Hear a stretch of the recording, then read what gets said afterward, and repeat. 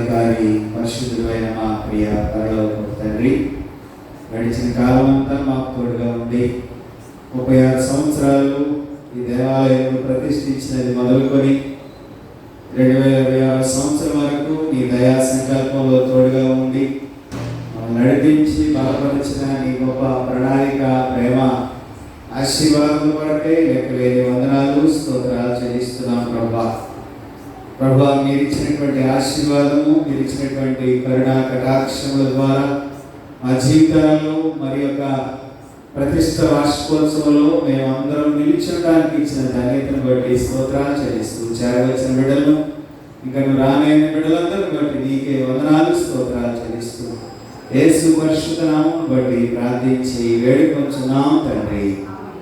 దయచేసి కూర్చోనండి. క్రీస్తునందు ప్రియమైన దేవుని విడుదలారా, ప్రభువైన క్రీస్తు నామమున దేవాలయ ప్రతిష్ట వార్షికోత్సవపు శుభాకాంక్షలు మరియు శుభాభివందనాలు అందరికీ తెలియపరచడానికి నేను సంతోషిస్తున్నా. 36 సంవత్సరాలు దేవుడు తన కృపా మహేశ్వర్యంలో మనల్ని కాచి కాపాడి ఈ మందిరములో మనం ఆరాధించేటప్పుడు, మనము ధ్యానించేటప్పుడు, సత్యవాక్యమును ధ్యానించేటప్పుడు, ప్రతి సందర్భంలో కూడుకునేటటువంటి సమయంలో దేవుని యొక్క కృపను మనకు తోడుగా ఉంచినందుకు మనం అందరము దేవునికి వందనస్తులమై ఉన్నాం. 36 సంవత్సరాలు దేవుడు మనలను కాచి కాపాడి ఈ 37వ సంవత్సరంలోనికి ప్రవేశించడానికి దేవుడు ఇచ్చినటువంటి ఈ ధన్యత్వాన్ని బట్టి మనము దేవునికి వందనస్తులమై ఉన్నాం. 2వ దినవృత్తాంతాల గ్రంథము 17వ అధ్యాయంలో మరి దేవుడు మనకు తెలియపరిచినటువంటి కొన్ని మాటలు ఈ సమయంలో జ్ఞాపకం చేసుకోవడానికి దేవుడు మనకు గొప్ప తరుణం ఇచ్చాడు. సొలొమోనుకు దేవుడు ప్రత్యక్షమైనప్పుడు మరి దేవుడికి కట్టించినటువంటి ఒక మందిరమును మరి దేవుని యొక్క సన్నిధానంలో వాన కురియకుండా మరి ఆ దేవాలయం మిడతల ద్వారా ఆ యొక్క దేవాలయం పాడు చేయకుండా తెగులు రప్పించినప్పుడే కానీ, వారికి శోధన కలిగినప్పుడే కానీ, అక్కడ ఒక మాట మనకు 14వ వచనంలో జ్ఞాపకం చేయబడతా ఉంది. నా పేరు పెట్టబడిన నా జనులు తమను తాము తగ్గించుకొని ప్రార్థన చేసి నన్ను వెడికి తమ చెడు మార్గం విడిచిన ఆకాశం నుండి నేను వారి ప్రార్థనలు విని వారి పాపమును క్షమించి వారి దేశమును స్వస్థపరచుదును. ఈ స్థలమందు చేయబడు ప్రార్థన మీద నా కనుదృష్టి నిలుచును, నా చెవులు దాన్ని ఆలకించును. నా పేరు ఈ మందిరమునకు నిత్యం ఉండునట్లుగా నేను దాన్ని కోరుకొని పరిశుద్ధ పరిస్థితిని నా దృష్టి నా మనస్సు నిత్యము దాని మీద దేవుని స్తోత్రం. హల్లెలూయా. శ్రేష్టమైనటువంటి దేవుని యొక్క మాటలు ఈ దినవృత్తాంతాల గ్రంథం 7వ అధ్యాయంలో మనం చూస్తున్నాం. ఈ అధ్యాయంలో ఇశ్రాయేలీయులు దేవునికి బలులు అర్పించినప్పుడు, వారు పండుగలు చేసేటప్పుడు మరి ఈ అధ్యాయంలో మనకు స్పష్టంగా తెలియపరిచేటటువంటిది ఏమిటంటే 7 పండుగలలో ఒక పండుగ పర్ణశాలల పండుగను జరిగించేటటువంటి పరిస్థితులన్నీ 7వ అధ్యాయంలో ప్రత్యేకంగా లిఖించబడినట్లుగా మనం చూస్తా ఉన్నాం. అయితే దేవుని యొక్క అగ్ని బలిపశువులను దహించినప్పుడు, మరి అగ్ని ఆ దహన బలులను దహించినప్పుడు దేవుని యొక్క తేజస్సు తన మహిమతో నింపబడి దేవుని యొక్క మందిరములో దేవుని యొక్క తేజస్సును చూసినటువంటి యాజకులు, ఇశ్రాయేలీయులు సాష్టాంగపడి దేవుని స్తుతించి ఆరాధించినట్లుగా మనం 7వ అధ్యాయం ప్రారంభంలో చూడగలుగుతున్నాం. అంతేకాకుండా ఆ గుడారములో దేవుని యొక్క అగ్నిని దేవుడు పంపించాడు. లేవి కాండంలో మనం చూస్తే 9వ అధ్యాయంలో 22 నుంచి 24 వరకు దేవుని యొక్క అగ్నిని ఏ విధంగా పంపించాడు అనేటటువంటి విషయము మనము జ్ఞాపకం చేసుకోవచ్చు. సొలొమోను నిర్మించినటువంటి యెరూషలేములోని మందిరము నిజముగా దేవుని సన్నిధిలో ప్రతిష్ఠించబడినట్లుగా మనం 7వ అధ్యాయం ప్రారంభంలో చూడగలుగుతున్నాం. దేవుడు దాన్ని అగ్ని ద్వారా పవిత్ర పవిత్రపరిచి తన కొరకు ప్రత్యేకపరుచుకున్నట్లుగా, అంతేకాకుండా పరిశుద్ధుడైనటువంటి దేవుని యొక్క సన్నిధిలో నివసించేటటువంటి దేవుని యొక్క ఆత్మ, దేవుని దూతలు స్తుతిస్తా ఉన్నాయి. అంటే ఏమనంటే ఆయన పరిశుద్ధుడు పరిశుద్ధుడు పరిశుద్ధుడని గాన ప్రతిగానాలు చేస్తూ దేవుని స్తుతించేటటువంటి ధన్యత ఆ స్థలంలో ఉన్నట్లుగా మనము చూడగలుగుతున్నాం. బలు అర్పిస్తున్నప్పుడు దేవుని యొక్క తేజస్సు మనం గుర్తించినట్లుగా సొలొమోను మరి ఇశ్రాయేలీయులు దేవునికి బలు అర్పించి స్తుతించి ఆరాధించినట్లుగా 4వ వచనం నుంచి 7వ వచనం వరకు మనం చూడగలుగుతున్నాం. అంతేకాకుండా సొలొమోను దేవుని యొక్క ప్రజలైనటువంటి వారు దేవుని ఆరాధించి స్తుతించినప్పుడు ఆ స్తుతుల ద్వారా ఆ దేవాలయము ప్రతిష్ఠించబడినటువంటి విధానాన్ని అక్కడ మనం ప్రత్యేకంగా చూడగలుగుతున్నాం. వాస్తవంగా మరి నూతన నిబంధన గ్రంథంలో 2వ కొరింథీ పత్రిక 6వ అధ్యాయంలో మనం చూస్తే మరి దేవుని స్తుతించి ఆరాధించేటటువంటి ఒక ప్రత్యేకమైన దేవాలయము మనకు అక్కడ కనిపిస్తా ఉన్నది. ఆ దేవాలయం ఏమిటంటే మన దేహమే దేవుని యొక్క ఆలయముగా తెలియపరచబడతా ఉంది. దేవుని స్తోత్రం, హల్లెలూయా. దేవుని యొక్క సన్నిధానంలో మరి లక్షలాదిగా ఇశ్రాయేలీయులు దేవునికి స్తుతులు అర్పిస్తుండగా ఎవరి బాధ్యతను వారు నిర్దేశించబడిన రీతిలో దేవుని స్తుతించి ఆరాధించి ఐక్యతతో లేవీయులు అందరూ దేవునికి స్తుతి కీర్తనలు పాడుచు వాయిద్యాలు వాయిస్తూ యాజకులు బోర్లు ఊదుచు దేవుని యొక్క సన్నిధానంలో దేవుని ప్రతిష్ఠించినట్లుగా మనము 7వ అధ్యాయంలో మనం చూస్తా ఉన్నాం. ఇశ్రాయేలీయులు 7 పండుగలు ఆరాధించేటటువంటి ఒక ప్రత్యేకమైన బలిపీఠమును ఇక్కడ మనం చూడగలుగుతున్నాం. ఒకసారి మనం 8వ వచనం నుంచి చూడగలిగినట్లయితే 7 దినముల పండుగను ఆచరించేటటువంటి ఇశ్రాయేలీయులు బలిపీఠము యొక్క ప్రతిష్టను ప్రత్యేకంగా జ్ఞాపకం చేస్తూ 8వ దినమున ఆ పండుగను ముగించిన విధానాన్ని మనం చూస్తా ఉన్నాం. సొలొమోను తన యొక్క పని అంతటిని ముగించి దేవుని యొక్క మందిరమును రాజనగరం నిర్మించినటువంటి ఆ పని అంతటిని ముగించి ఇశ్రాయేలు అందరూ ఉత్సాహంతో వారి యొక్క గుడారములోనికి తిరిగి వెళ్ళినట్లుగా 8వ వచనం నుంచి ఆ భాగం అంతయు మనం చూస్తున్నాం. తర్వాత మనము ఈ దినము చదువుకున్నటువంటి పాఠ్య భాగమును 7వ అధ్యాయంలో 12వ వచనం నుంచి మనం చూస్తే మరి సొలొమోను ప్రార్థన దేవుడు ఆలకించి అంగీకరించి దావీదుతో తాను చేసినటువంటి నిబంధనను స్థిరపరుస్తూ దేవుని యొక్క సన్నిధిని సదాకాలం యెరూషలేము దేవాలయంలో కొనసాగించడానికి కొన్ని షరతులను నిర్మిస్తున్నట్టుగా మనం ఇక్కడ చూస్తా ఉన్నాం. ఏమని తెలియపరుస్తున్నాడు? నా పేరు పెట్టబడిన నా జనులు తమను తాము తగ్గించుకొని ప్రార్థన చేసి నన్ను వెదకి తమ చెడు మార్గమును విడిచినలా అప్పుడు దేవుడు వారి ప్రార్థన ఆలకించి వారి పాపాలను క్షమించి దేశాన్ని స్వస్థపరుస్తారని దేవుడు వాగ్దానం ఇస్తాడు. నా పేరు పెట్టబడినటువంటి నా ప్రజలు, నా పేరు పెట్టబడినటువంటి నా ప్రజలు, మనమందరము ఆయన నామాన్ని ధరించినటువంటి వారమే. ఈ 36 సంవత్సరాలు దేవుడి యొక్క తన యొక్క మహిమను మన మీద ఉంచి తన ప్రతిష్ఠించబడినటువంటి దాని గుర్తుగా పరిశుద్ధ తోమా దేవాలయంలో 36 సంవత్సరాలు దేవుడి యొక్క తన యొక్క ప్రసన్నతలో మనల్ని బలపరిచి నడిపించినందుకు మనమందరము దేవునికి వందనస్తులమై ఉన్నట్లుగా మనం ఇక్కడ జ్ఞాపకం చేసుకోవాలి. ఎందుకంటే సొలొమోను యొక్క పాలన ఇక్కడ కొనసాగడానికి దేవుడు అనుమతినిచ్చాడు.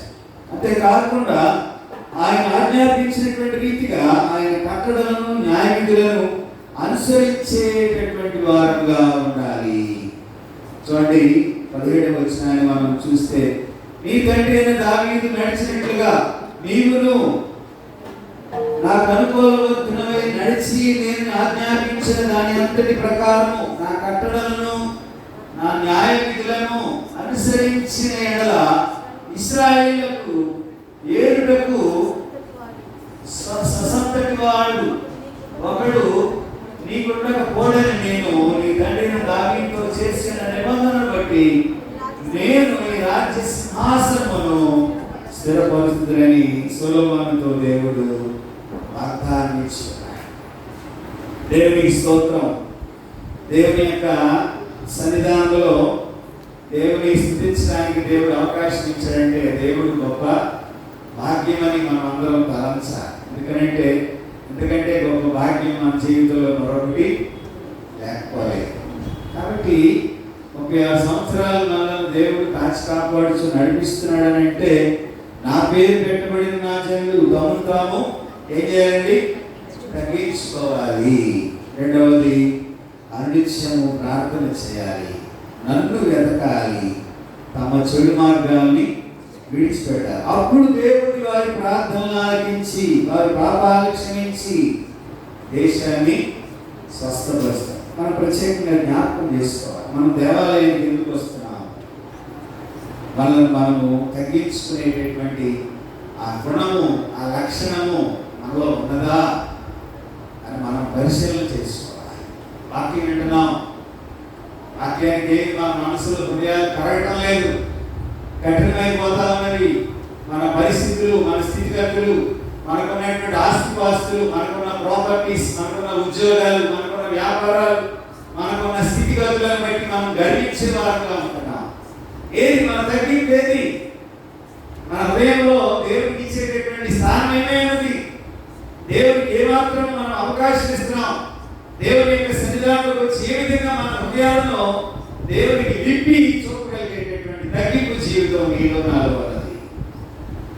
ఈ ప్రత్యేకంగా ఈ ప్రతిష్ఠ దినాన్ని ఆనాడు మరి సొలొమోను కట్టినటువంటి దేవాలయంలో మరి దేవుడు ఇచ్చినటువంటి గొప్ప ధన్యత. ఈనాడు 36 సంవత్సరాలు మనం నడిచి మనం ముందుకు వెళుతున్నటువంటి ఈ పరిశుద్ధ తోమా దేవాలయంలో మనము జ్ఞాపకం చేసుకోవలసినటువంటి పరిస్థితి. రెండవదిగా చూస్తే ప్రార్థన చేస్తున్నాం, పాపాలు చేస్తున్నాం. ప్రార్థన చేస్తున్నాం, మనలో మార్పు లేనటువంటి స్థితి. ప్రార్థన చేస్తున్నాం, తండ్రి అని వేడుకుంటున్నాం, తండ్రి అని చేయవలసిన పనులు మనము చేయలేకపోతున్నాం. ప్రార్థన చేస్తున్నాం, మనలో ఏ విధమైనటువంటి తగ్గింపు జీవితము ఉండటం లేదు. ప్రార్థన చేస్తున్నాం, మనలో మరి కాని మాటలు మాట్లాడకుండా మన నోరు అదుపు చేసుకోలేము. ప్రార్థన చేస్తున్నాం. ఇన్ని సంవత్సరాలు మన యొక్క ధన్యతలో ఈ దేవాలయంలో మనం ఎదిగించబడినటువంటి ఆధ్యాత్మిక స్థితికి ఒక క్వశ్చన్ మార్కు ఈ దినాన్ని మనకు కనిపిస్తాం. ఏమైనది నీ జీవితంలో? ఏమైనటువంటి పరిస్థితిలో నీ ప్రార్థన జీవితం అన్నది? దేవుని సన్నిధికి వస్తున్నాం, ప్రార్థన చేస్తున్నాం, దేవా ప్రార్థన ఒప్పుకుంటున్నాం, వెళుతున్నాం, కానీ ప్రార్థన చేస్తున్నాం, మన దేవుని సన్నిధికి వస్తున్నాం.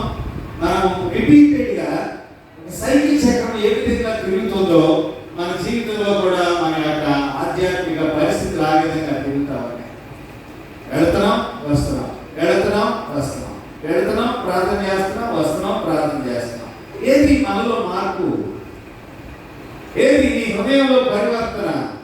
ఏది నీ ఆధ్యాత్మిక జీవితంలో మార్పు? ఏది నీ జవాబు కలిగినటువంటి ప్రత్యేకమైన పరిస్థితి? 36 సంవత్సరాలు నడిచినటువంటి ఈ జీవిత యాత్రలో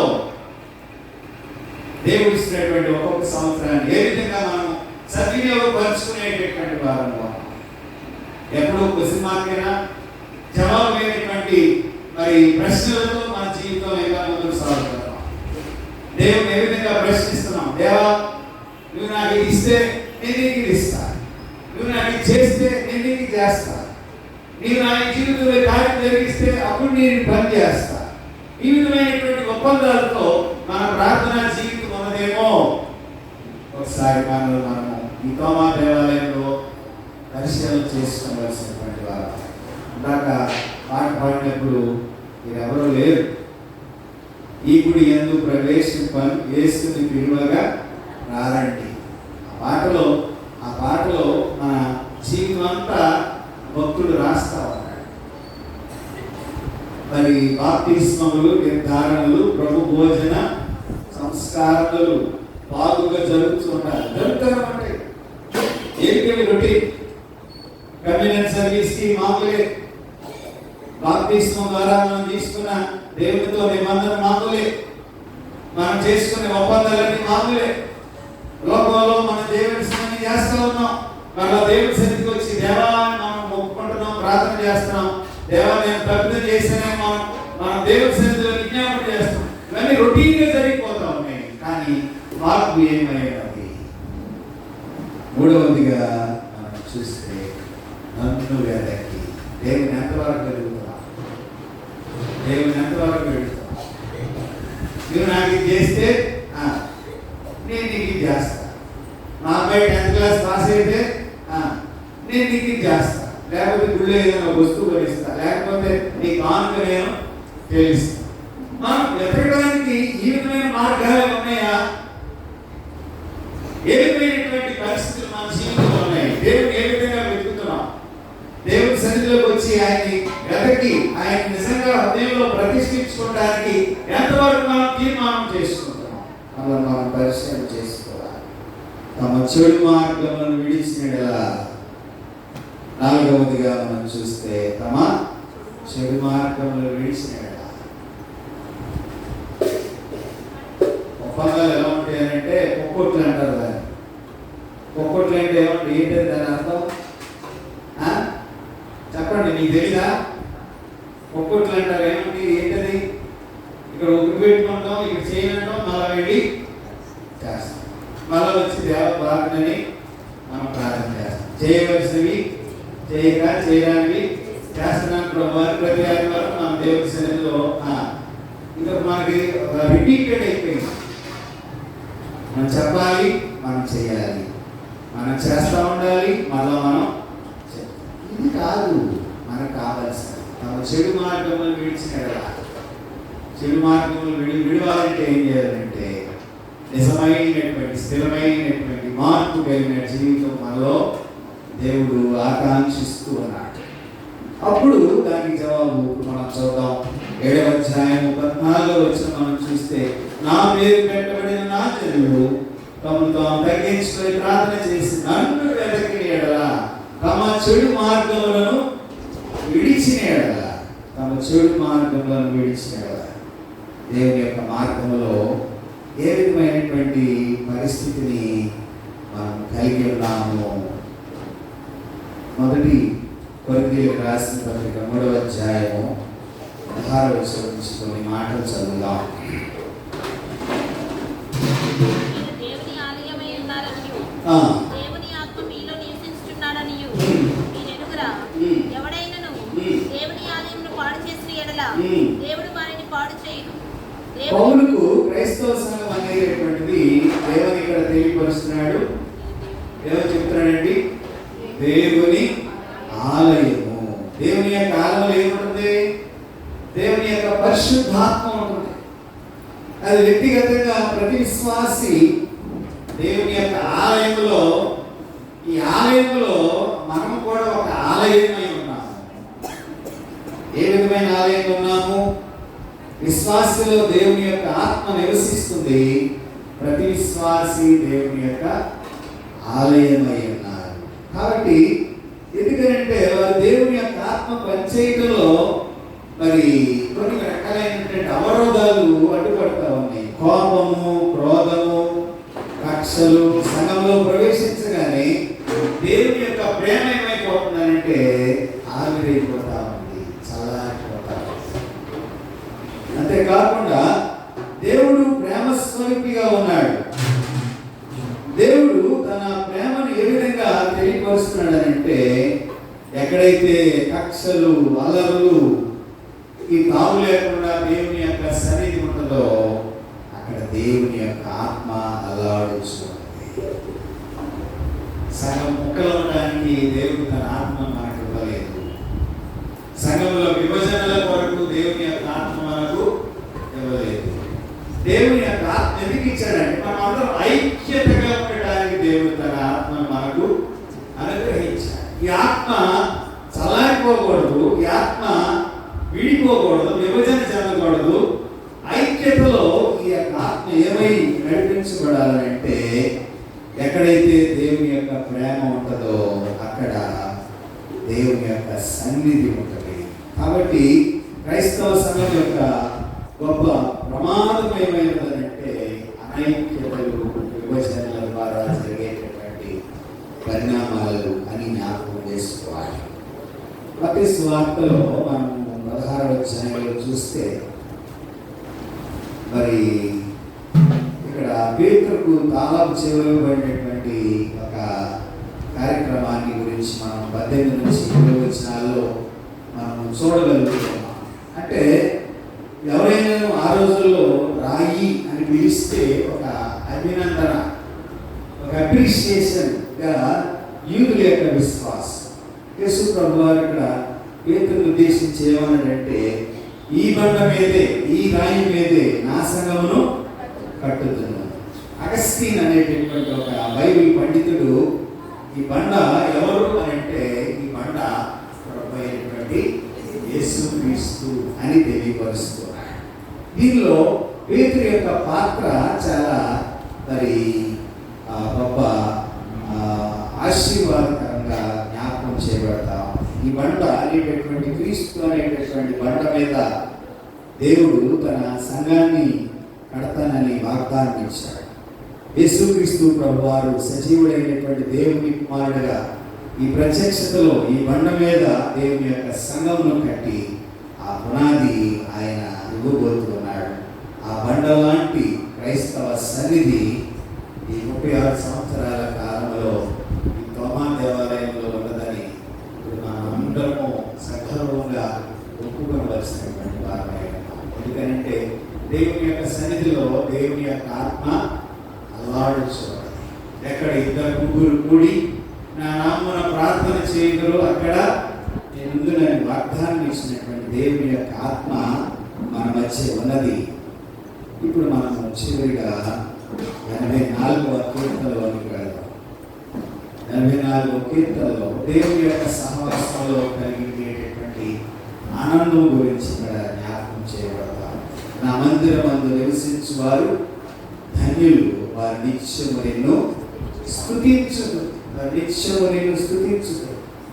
దేవుని యొక్క సన్నిధిలో మనము నివసిస్తున్నామనంటే దీనిలో ఉండేటటువంటి కొన్ని క్వాలిటీస్ గురించి జ్ఞాపకం చేసుకోవాలి. మొట్టమొదటిగా ఆనందము, రెండవదిగా దేవుని స్తుతించేటటువంటి మరి అవినాభావ సంబంధము, మూడవదిగా దేవుని గణపరిచేటటువంటి గొప్ప ధన్యత. మనము గమనించగలిగినట్లయితే 4వ వచనాన్ని చదువుదాం.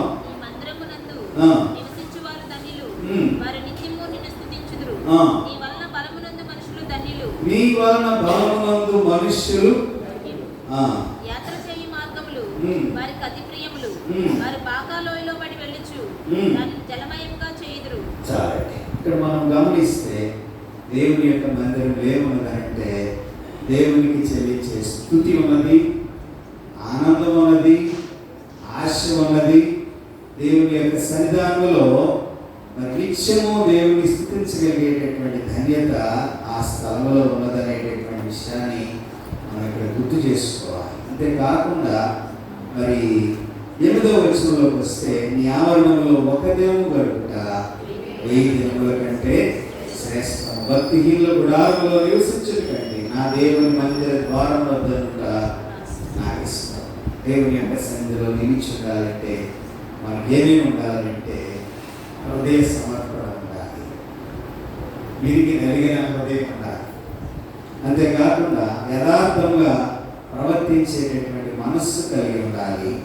అప్పుడు దేవుని యొక్క కృపా ఘనత మన జీవితంలో నిత్యము ప్రవహించేటటువంటి ఒక సెలయేరులాగా నడిపించేటటువంటి ధన్యత ప్రభు మనకు అనుగ్రహిస్తున్నాడు. ప్రియమైన దేవుని బిడ్డలారా, ఈ 37వ దేవాలయ ప్రతిష్ట వార్షికోత్సవంలో నిలిచిన మనమందరము 36 సంవత్సరాలు దేవుడు కాచి కాపాడేందుకు దేవునికి స్తోత్రాలు చెల్లిస్తూ రానైనటువంటి కాలమంతయు దేవుని యొక్క మహిమలో మనమందరం నడిపించగలిగేటటువంటి ధన్యత పరిశుద్ధాత్మ దేవుడు మనందరికీ అనుగ్రహించి నడిపించి కాచి కాపాడుగాక. తల వచ్చి ప్రార్థన చేసుకుందాం. మరి పరిశుద్ధుడా, మహోన్నతుడా, జీవాధిపతి, గడిచిన 36 సంవత్సరాలు మా జీవితాలను కాచి కాపాడి ఈ 37 సంవత్సరాలకు మమ్మల్ని నడిపించిన ఈ గొప్ప ప్రణాళిక కొరకై లేక స్తోత్రాలు చెల్లిస్తూ పరిశుద్ధ తోమా దేవాలయంలో ఉన్నటువంటి సంఘ సభ్యులందరినీ కుటుంబాలను మీరు దీవించి నీ కృపా హస్తాలలో కాచి కాపాడండి. ఎవరెవరి కుటుంబాలు ఏ అవసరత ఉన్నదో ఎక్కడున్నదో లోటు ఉన్నదో తీర్చి ప్రతి ఒక్కరిని నీ ఆత్మతో నింపి నీ కృపకు పాత్రలుగా చేయమని అన్ని విషయాలు మీరే తోడండి, కాచి కాపాడమని నీ కృపగా నష్టాన్ని మా ప్రియులందరినీ అప్పగించుకోండి. యేసు పరిశుద్ధ నామం బట్టి ప్రార్థించి స్తుతించి వేడుకొంచున్నాం తండ్రి. తండ్రి నీ నామం పరిశుద్ధపరచుకోవడం గాక, రాజ్యం వచ్చును గాక, నీ చిత్తం పరలోకమందు నెరవేర్చినట్లు నెరవేరును గాక. మానవుని ఆహారము దయచేయు, ఆయన ప్రార్థన చేసిన ఆశ్రమించిన ప్రకారం ప్రార్థించు. విశ్వాసం తేక దృష్టి తప్పించుకో, ఎందుకంటే రాజ్యము శక్తి పరమ తండ్రి దేవుని దీవెనయు కుమారుడైన క్రీస్తు వారి కృపయు పరిశుద్ధాత్మ సహవాస ఆశీర్వాద దీవెన దేవుని కృప సన్నిధి మీ అందరికీ తోడయండి, నడిపించి ఆశీర్వదించి కాచి కాపాడును గాక. అందరికీ హృదయపూర్వకమైన వందనాలు.